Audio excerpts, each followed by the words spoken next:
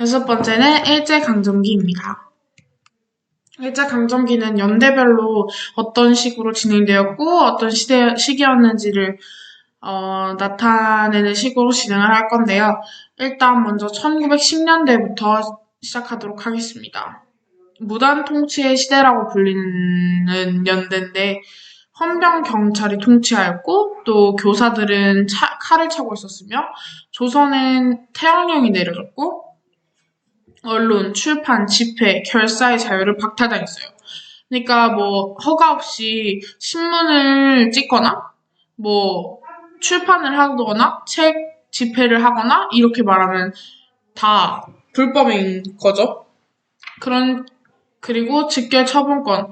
일본인이 조선인이 마음에 안 들면 즉시 죽일 수 있었던 그런 무서운 시대예요. 그리고 토지조사 사업을 진행하는데 토지조사 사업이 뭐냐? 땅이 얼마나 있는지 말 그대로 조사하는 건데 이게 문제가 뭐였냐면 어, 저 산골에 있는 사람들까지 공지가 제대로 되지 않았고, 정말 소수의 아는 사람들만, 그리고 심지어 글자를 아는 사람들만 이 조사 사업에 자기 땅을 신고를 할 수 있었던 거예요.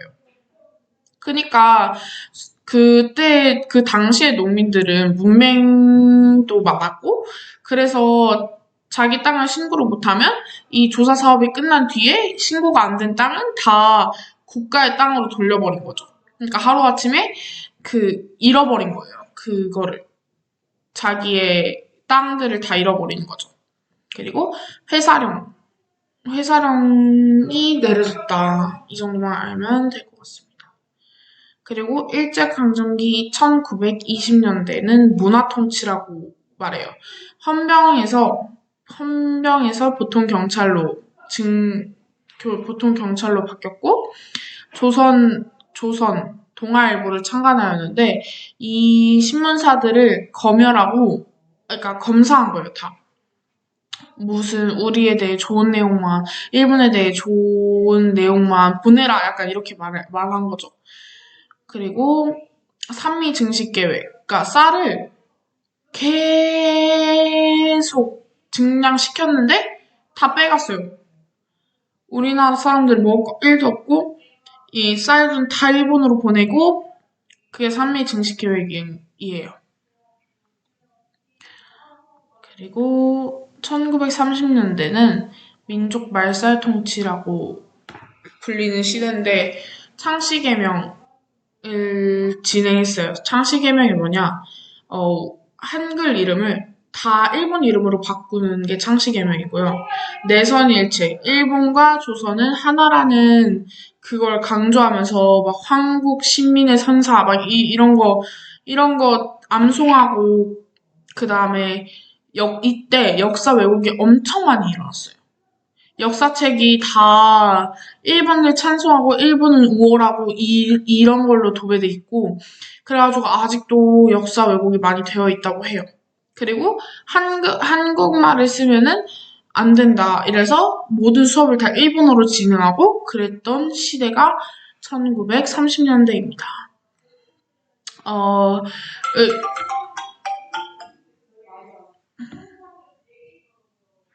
의열투쟁을 했죠.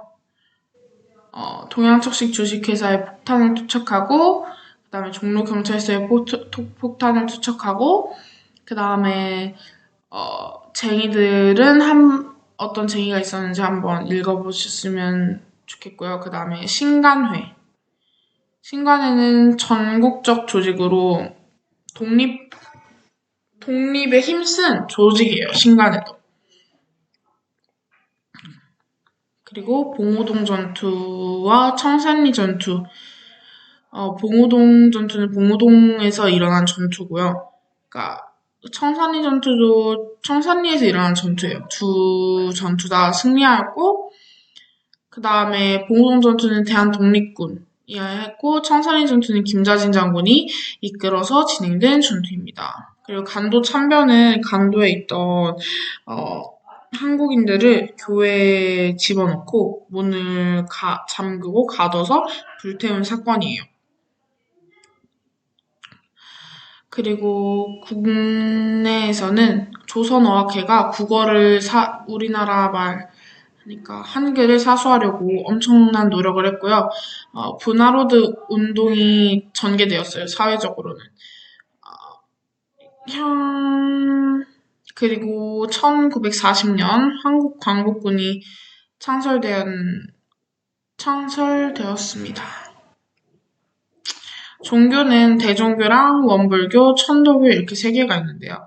대종교는 당군을 믿는, 당군 할아버지, 잘 아시는 당군 할아버지를 믿는 종교고요. 그 다음에 원불교는, 불교이긴 한데, 좀 약간 변형된 불교?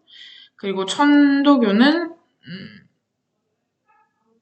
그냥 천주교 비스무리한 걸로 아시면 될 것 같습니다. 계속 이어서 근현대를 진행하겠습니다. 이승만 정권, 이승만이 초대 대통령이죠. 반민특위, 농지개혁, 식민지 지주제 소멸, 귀속 재산 불화, 300산업 발달 이런 거 다 필요 없고 4.19 혁명 이것이 제일 중요합니다. 이승만 정권이 부정선거를 했어요. 그리고 4.19 혁명이 일어났는데 이승만이 독재를 하려고 하니까 그렇게 해서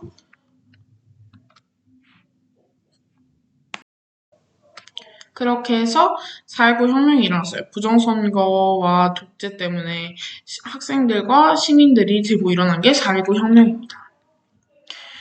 그 이후에 6.25가 전개되었는데 북의 남침, 북에서 남에게 침략을 한 거죠. 설 함락하고 낙동강선서까지 후퇴했다가 유엔군이 참전하기 시작해서 인천 상륙작전을 펼치고 서울을 다시 되찾고 압록강까지 북진했다가 중국에서 또 북한을 밀어주겠다고 와서 후퇴를 하고 휴전을 진행한 게 6.25의 전개 과정입니다.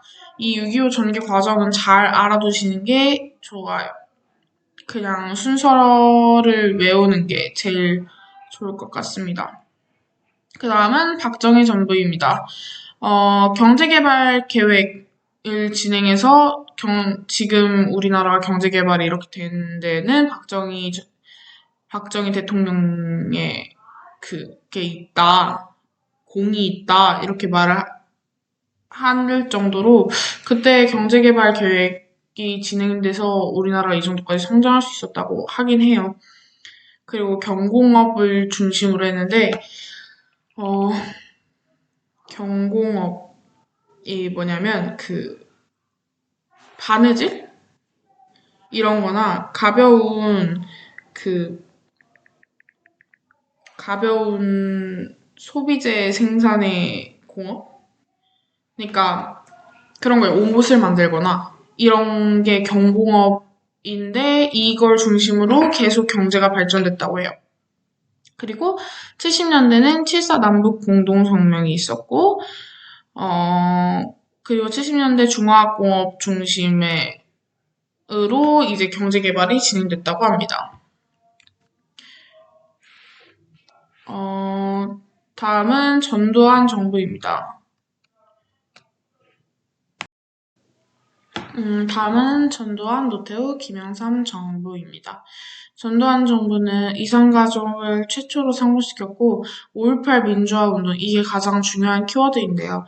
5.18 민주화운동이 뭐냐면 민주화운동, 전두환이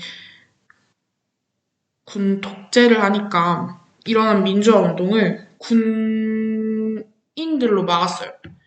그냥 민간을 계속 죽이고 그렇게 진행된 게 민주화 운동인데 그 영화 택시운전사가 이 5.18 민주화 운동을 바탕으로 만든 영화라고 할 수 있고요. 그 다음에 노태우 정부 때는 한반도의 비핵화를 선언하였고 김영삼 정부 때는 OECD에 가입되었고 IMF가 터졌습니다. IMF가 국제 기관인데 거기서 어마어마한 국가의 빚을 지게 되는데 그거 IMF를 해결한 나라가 저희 나라가 최초라고 합니다. 그리고 마지막으로 김대중 정부입니다. 김대중 정부는 앞서 말한 IMF 때문에 금모으기 운동을 실시하였고 6.15 남북 공동선언, 최초의 남북 정상회담을 진행하였습니다. 그렇게 얻게 된 결과가 금강산을 예전에는 관광할 수 있었다고 해요. 물론 지금은 안 되지만, 그래서 이런 결과를 낸 게 김대중 정부라고 할 수 있습니다. 지금까지 찍은 강의에서 진한 검정색 글씨가 제일 중요한 키워드들이니까 그걸 중심으로 공부하시면 될 것 같고요. 이거는 100점, 만점을 위한 강의가 아니라 60점을 넘기기 위한 강의라고 보시면 되고 보고 듣는 것만큼 좋은 게 없으니까 많이 보시면 그만큼 좋은 결과 있을 거라고 생각합니다. 시험 잘 보세요.